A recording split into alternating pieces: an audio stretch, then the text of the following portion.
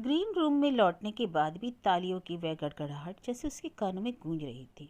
अंतिम भव्य दृश्य से वे बाहर ही नहीं निकल आ पा रही थी। दर्शकों का प्यार और प्रशंसा दोनों उसे अभिभूत किए हुए थे। मन आनंद से ऊब डूब हो रहा था। मत्स्यगंधा की यह शीर्षक भूमिका बहुत ही चुनौतीपूर्ण थी। उस भूमिका के लिए चुना जाना ही अपने आप में एक उपलब्धि थी। नाटक के प्रारंभ से अंत तक फैली हुई इस भूमिका में अनगिनत शेड्स थे। चरित्र के कई पेज थे। नारी के विभिन्न रूपों का प्रदर्शन था। मुग्धा किशोरी केवट कन्या, यौवन मदमाती महारानी, ममतामयी माँ और अंत में हताश निरूपाय राजमाता। इस चरित्र को निभाने के लिए असाधारण प्रतिभा की आवश्यकता। मीरा ने आज साबित कर दिया कि उसके पास वह असाधारण अभिनय प्रतिभा है। उसके सामने कोई ऐरे गैरे नहीं, दिग्गज कलाकार थे। पराशर के रूप में महेंद्र माथुर, शांतनु और सत्यव्रत के रूप में राजीव और रोहित सक्सेना, पर वह तीनों पर भारी पड़ गई थी। नाटक की भाषा में कहा जाए तो उसने तीनों की छुट्टी कर दी थी। ग्रीन रूम में बधाई देने वालों का तांता लगा हुआ था। वह हंस हंस कर सबकी बधाइयां स्वीकार कर रही थी, किसी के पैर छू रही थी, किसी के गले लग रही थी, पर उसकी आंखें ग्रीन रूम के दरवाजे पर टंगी थी। जिनके अभिनंदन की उसे खास प्रतीक्षा थी वे तो नजर ही नहीं आ रहे थे। शायद भीड़ छटने का इंतजार कर रहे हों। तभी सुपर्णा ने उसे ठोका दिया। राजमाता जी, अब जरा असली अपने गेटअप पर आ जाओ, दूल्हे मियाँ देखेंगे तो घबरा जाएंगे। अब उसे भान हुआ कि वह तो वृद्ध राजमाता बनी हुई है। इस रूप में अपने मंगेतर से मिलने का तो सवाल ही नहीं पैदा होता। उसने फौरन मेकअप रूम का रुख किया। जाते जाते सुपर्णा से कह गई, अरे वो आए तो थोड़ी देर के लिए बातों में बहलाए रखना, मैं जरा अभी आई। हाँ भाई, बहला लेंगे, फुसला लेंगे, बाद में मत कहना कि मेरे मियाँ को चुरा लिया। मीरा ने फटाफट मुंह धोया, मेकअप उतारा। बालों की सफ़ेदी तो शैम्पू के बाद ही जाएगी, पर जितनी झड़ सकती थी झड़ा दी। वह कपड़े बदल कर बाहर आई। तब तक भीड़ लगभग छट ही चुकी थी। सुपर्णा का कहीं पता नहीं था। हाँ, बुरा समूह बनाए उसका छोटा भाई संदीप जरूर नजर आया। कितनी देर लगा दी दीदी, क्या हॉल में ताला डालने तक रुकना है? उसने चिड़चिड़े अंदाज में कहा। माँ पापा गए? हाँ, कब से। और वे लोग? कौन लोग? अच्छा, वे लोग भाई पता नहीं, कम से कम मिलकर तो नहीं गए। माँ पापा से भी नहीं मिले? उन्हीं से तो। तुम क्या सोच रही हो, मैं अपनी बात कह रहा हूँ? अरे मेरी से तो नमस्ते तक का जवाब उन्होंने ढंग से नहीं दिया। अजीब खुसट लोग हैं। इंटरवल में पापा ने चाय ऑफर की तो इतने नखरे दिखाए मानो बारात में आए हैं। तुम्हारी सास तो ऐसे जता रही थी मानो यहाँ कर उन्होंने हम पर बड़ा एहसान किया हो, और वो तुम्हारी नकचड़ी नंदे पूरे वक्त खीखी खीखी खीखी कर रही थी। संदीप काफ़ी भरा हुआ था, इसलिए सबके सामने शुरू हो गया। मीरा ने वहाँ से जल्दी खिसक लेने में ही कुशलता समझी। बड़े ही बेमन से वह संदीप के पीछे जा बैठी। उसने तो सोचा था आज रात आनंद की बाइक पर लौटेगी, रास्ते में कॉफ़ी या आइसक्रीम के लिए वे कहीं रुकेंगे, मन भरकर बातें होंगी, पर वे तो बच्चों की तरह मम्मी डैडी के साथ गाड़ी में लद कर चले गए। सारा रोमांस ही धरा रह गया। बाइक की सवारी नहीं करवाई ना सही, कोई मजबूरी रही होगी। शायद डैडी रात में डाइट ना कर पाते हैं, पर मिनट भर को भीतर आकर उसे कॉन्ग्रेचुलेट तो कर सकते थे। कितने शौक से उसने पूरे परिवार के लिए 5 वीआईपी पास भिजवाए थे। माँ पापा और संदीप इस बार टिकट लेकर पीछे बैठे थे। सगाई के बाद उसका यह पहला नाटक था और उसका बड़ा मन था कि आनंद के परिवार वाले उसके इस पहलू को भी देखें। घर आकर लगा कि मम्मी पापा का भी मूड उखड़ा हुआ है। माँ हर नाटक के बाद उसकी नज़र उतारा करती थी, और आज तो उसका अभिनय, रूप का, जादू का सबके सिर पर चढ़कर बोला था, पर माँ को आज नज़र उतारने की भी याद न रही। भाई बहन के घर लौटते ही उन्होंने खाना लगाना शुरू कर दिया। खाना भी सबने चुपचाप खाया और सोने चले गए। माँ पापा ने नाटक के बारे में एक शब्द नहीं कहा। मीरा को देर रात तक नींद नहीं आई। नाटक के पहले वाली रात भी वह सो नहीं पाई थी। मन पर एक तनाव रहता था। नाटक वाली रात वह खुशी और उत्तेजना के मारे सो नहीं पाती है। नाटक के दृश्य और संवाद उसके मन में चक्कर काटते रहते हैं। आज मन में न खुशी है न उत्तेजना, एक हताशा से व्याप्त है। शायद इसलिए आज नींद कोसों दूर चली गई। दूसरे दिन सारे अखबार नाटक की प्रशंसा से भरे हुए थे। उनका खास तौर से उल्लेख किया गया था। बैंक में भी बधाई का सिलसिला जारी रहा, पर उसका मन तो बुझा बुझा ही रहा। जिस व्यक्ति से प्रशंसा पाने की सबसे ज़्यादा उत्सुकता थी वही तो चुप लगा गया था। करीब 4 बजे उसके मोबाइल पर संदेश आया, 6 बजे आर्यवर्त में मिलो, बात करनी है। उसका मुरझाया मन एक बारगी हरा उठा। ठीक तो है, बड़ों के सामने खुलकर बात करना मुश्किल रहा होगा, हाँ, पर एक फ़ोन तो कर सकते थे। पूरा दिन बीत गया, अब किया भी है तो यह टुइयाँ सा SMS।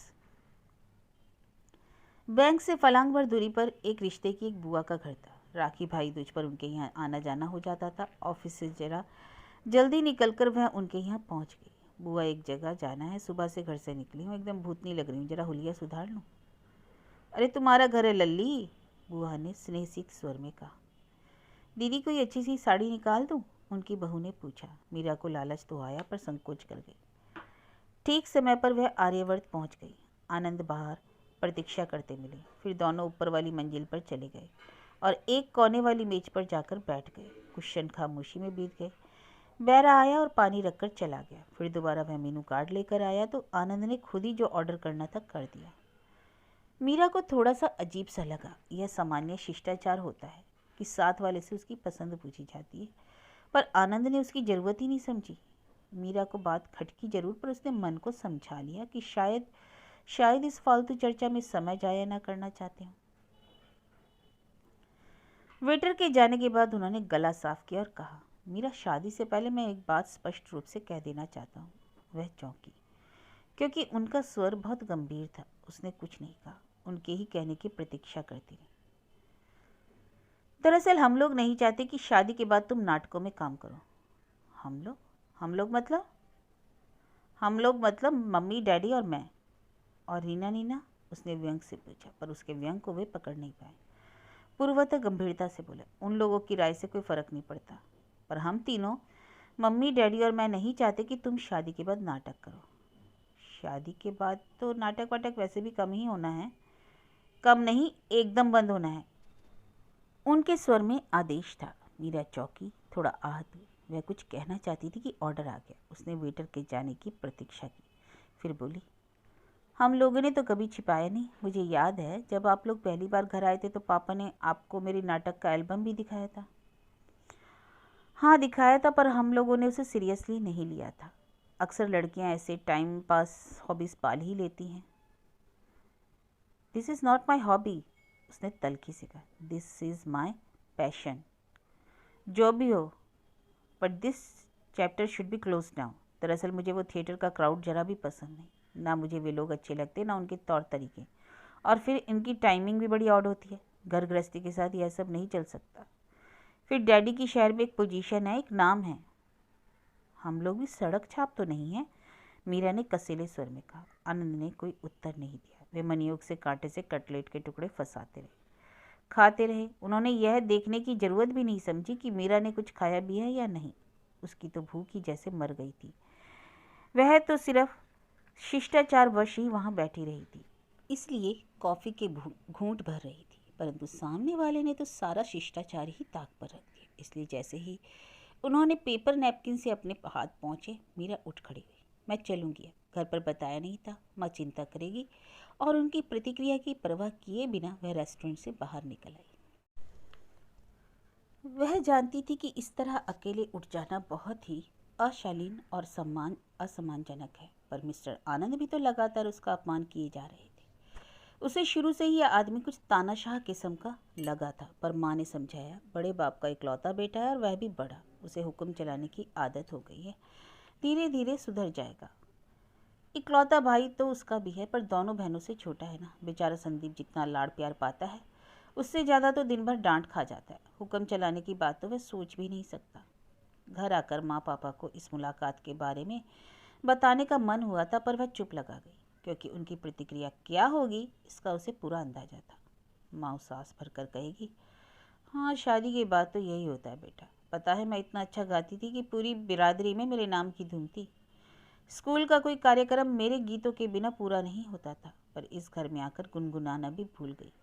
संगीत विशारद हूँ, पर गौने के बाद जब मेरे सामान के साथ तानपुर आया तो तुम्हारी दीदी ने उसे लौटाते हुए मेरे भाई से कहा था कि गृहस्थी का घर है, कोठा नहीं। यहाँ सारंगी तबलों के लिए जगह नहीं। और मेरा दुर्भाग्य देखो, संगीत विशारद थी मैं, और ऐसे घर में भी आई गई जहाँ लोगों को सारंगी और तानपुरे में फ़र्क नहीं मालूम। पापा दुखी मन से कहेंगे। बेटे, तुम्हारी माँ का अपराधी हूँ मैं, इसलिए प्रायश्चित स्वरूप मैंने अपनी बेटियों को पूरी आज़ादी दी। उन्होंने जो करना चाहा मैंने करने दिया, कोई रोक टोक नहीं थी, पर ससुराल वालों की हामी तो मैं नहीं भर सकता ना। माँ पापा का यह संवाद मीरा की कल्पना से नहीं उपजा था। दीदी की शादी के बाद घर में यह नाटक हो चुका है। इतनी अच्छी कविताएं करती थी दीदी, और इतने अच्छे से सुनाती भी थी, यहाँ वहाँ छपती भी थी। उस कच्ची उम्र में जैसी लिखी जाती उसी तरह की भावुक कविताएं थी वह। पर शादी के 6 महीने भी नहीं बीते होंगे कि उनकी कविताओं को लेकर पति पत्नी में मनमुटाव हो गया। जीजा जी को उन प्रेम गीतों के नायकों की तलाश थी, पर वे हर परिचित को संदेह की नज़रों से देखने लगे। फिर एक दिन दीदी अपनी सारी प्रकाशित और अप्रकाशित रचनाएं यहाँ लाकर डाल गई। उसके बाद कुछ दिनों तक छद्म नाम से लिखती रही, पर बाद में जैसे वह स्रोत भी सूख गया। अब दीदी अपने बच्चे को पालती है और दूसरों के बच्चों को कोर्स की कविताएं पढ़ाती है। स्कूल घर से 7 किलोमीटर दूर है और सुबह शाम बस में धक्के खाते हुए आना जाना होता है। अगर कभी देर सवेर हो जाए, कोई सहयोगी घर तक छोड़ने आ जाए, तो जीजा जी के मन में संशय के नाक फन उठाकर खड़े हो जाते हैं। कभी कभी रो पड़ती है दीदी, इस नरक से तंग आ गई हूँ रे। माँ पापा को दुखी नहीं करना चाहती, नहीं तो कब का अपना बोरिया बिस्तर बांधकर यहाँ चली आती। माँ पापा को दुखी तो मीरा भी नहीं करना चाहती, पर वह अपनी ज़िंदगी को नरक भी नहीं बनने देगी। वह अपने ढंग से निपटेगी। लंच टाइम में मीरा ने वह नंबर घुमाया। क्या बात है, मैं ज़रा मीटिंग में हूँ, बस 1 मिनट लूँगी, एक ज़रूरी बात पूछनी थी। कौन सी? शादी की तारीख क्या तय हो रही है, बता सकेंगे? शायद 25 फरवरी या उसके आसपास। तारीख जानना इतना ज़रूरी क्यों हो गया? वो हमारे यहाँ 3 महीने का नोटिस देना पड़ता है ना। नोटिस? नोटिस वो किस लिए? रेजिग्नेशन के लिए। अच्छा, thanks, carry on your meeting, bye. बस इसके बाद उसने अपना मोबाइल साइलेंट पर रख करके पर्स में डाल दिया। वह जानती थी कि मीटिंग के बाद ही सही उनका फ़ोन जरूर आएगा, और क्या पता था मीटिंग थी भी या नहीं। उस पर रौब डालने के लिए ऐसा कहा गया था। और शाम को जैसे ही गेट से बाहर निकली, उनसे सामना हो गया। अरे आप, चलो चलकर कहीं बैठते हैं। घर में कहकर नहीं आई हूँ, देर हो जाती है तो माँ चिंता करने लगती है। कल भी देर से पहुँची थी। मेरा नाम बता दिया करो, कोई कुछ नहीं कहेगा। उनके स्वर में दम था। ठीक है, पर आज होटल वोटल नहीं चलेंगे, बड़ी घुटन होती है, कहीं किसी पार्क में चलते हैं। पार्क में भाग्य से एक पत्थर की बेंच खाली मिल गई। वहाँ बैठते ही उन्होंने पूछा, ये रेजिग्नेशन का भूत तुम पर कहाँ से सवार हो गया? भूत? भूत क्यों? यह तो मेरी पुरानी प्लानिंग थी। नौकरी तो यूं ही मैं शौकिया टाइम पास के लिए कर रही थी। शादी के बाद नौकरी करने का तो कतई इरादा नहीं था। पर इस बात का तो तुमने कहीं कभी भी जिक्र नहीं किया। अब सभी बातें पहले से बताना संभव कहाँ होता है। पर नौकरी छोड़ना क्यों चाहती हो?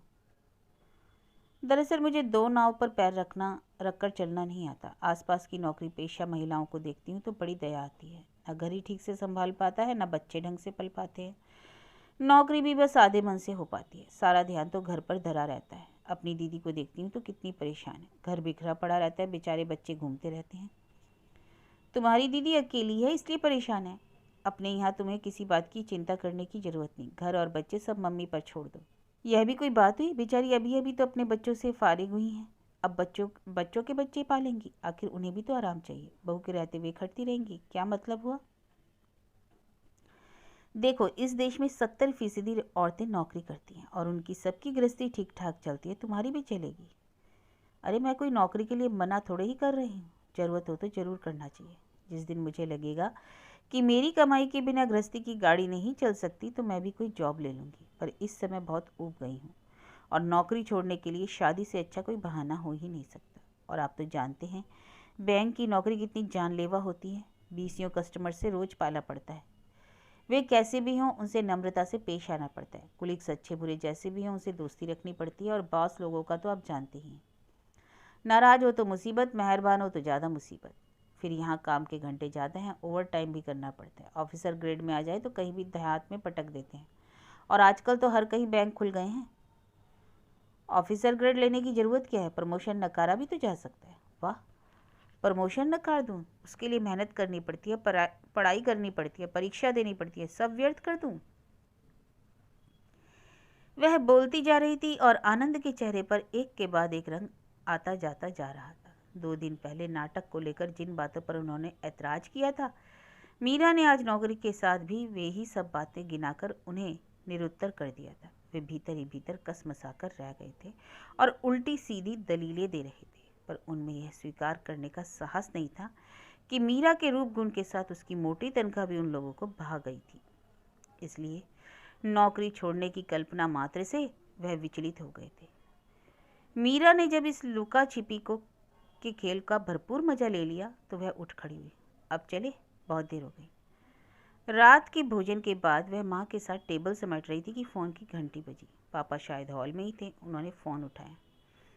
5-7 मिनट बाद फ़ोन करने के बाद फ़ोन रखकर वे भीतर आए। आज तुम आनंद के साथ घूमने गई थी? जी, पार्क गई थी। जहाँ भी गई हो, क्या बात है? आप क्या पागल हो गए हैं? माँ चिल्लाई। बच्चों से ऐसे सवाल किए जाते हैं? कुछ भी पूछ लेते हैं। देखो, मैं इतना बेवकूफ़ नहीं हूँ, पापा गुर्राए। अभी अभी समधी जी का फ़ोन आया था, पूछ रहे थे कि क्या आपकी बेटी शादी के बाद नौकरी छोड़ रही है। मैंने कहा मुझे पता नहीं, पूछकर बताता हूँ। So baby, what is the big idea? पापा, अगर मैं शादी से इनकार कर दूँ तो आपको बुरा लगेगा? खुशी भी नहीं होगी, पर क्या इनकार की वजह जान सकता हूँ? उन्होंने नाटक के लिए मना किया होगा। उनका रुख देखकर मैं उसी दिन समझ गई थी, माँ ने कहा। उन्होंने नाटक के लिए मना किया? यह उतना महत्वपूर्ण नहीं था माँ, पर जिस तरह से मना किया वह बहुत अपमानजनक था। नाटक मुझे अच्छा लगता है, पर उससे ज़्यादा मुझे मेरा आत्मसम्मान प्रिय है। तानाशाही और हिपोक्रेसी, मैं इन दोनों बातों से नफरत करती हूँ, और इस इंसान में ये दोनों चीज़ें कूट कूट कर भरी हुई हैं। 21वीं सदी में वह 16वीं सदी का प्राणी बना हुआ है। ऐसे आदमी के साथ ज़िंदगी गुजारना मेरे लिए बहुत मुश्किल है। पर बेटा, अब सगाई के बाद? माँ, शादी टूटने से तो बेहतर सगाई टूटना है ना। कम से कम अभी हमारे सामने कई विकल्प तो हैं। शादी के बाद तो एक ही विकल्प रह जाएगा, तलाक। It is your life baby, पापा बोले। वही करो जो तुम्हें ठीक लगता हो, हमारी कोई ज़बरदस्ती नहीं है। थैंक यू पापा, एक फ़ोन कर लूँ? पापा ने स्वीकृति में सिर हिला दिया और समझदारी से वहीं डाइनिंग चेयर पर बैठ गए। मीरा ने धीरे से हॉल का दरवाज़ा उड़का दिया और उस घर का नंबर घुमा दिया। हेलो, एक रोबीला स्वर गुंजा। डैडी जी, मैं मीरा बोल रही हूँ, क्या आनंद जी से बात हो सकेगी? उन्होंने अपनी बुलंद आवाज़ में ही बेटे को हाँक लगाई। मिनट भर बाद ही आनंद की खींच भरी फुसफुसाहट सुनाई दी। इस नंबर पर क्यों फ़ोन किया? क्या मेरा सेल नंबर याद नहीं? क्या फ़र्क पड़ता है, वैसे भी तो आप हर बात अपने डैडी से शेयर करते ही हैं। फ़ोन क्यों किया था? एक बात कहनी थी। फ़िलहाल मैंने नौकरी छोड़ने का इरादा त्याग दिया है। That's good. जी, पहले मेरी पूरी बात सुन लीजिए, दाद बाद में दीजिएगा। मैंने यह कहने के लिए फ़ोन किया था कि मैं ना नौकरी छोड़ रही हूँ, ना नाटक से मुंह मोड़ रही हूँ। हाँ, पर यह सगाई ज़रूर तोड़ रही हूँ। Good bye.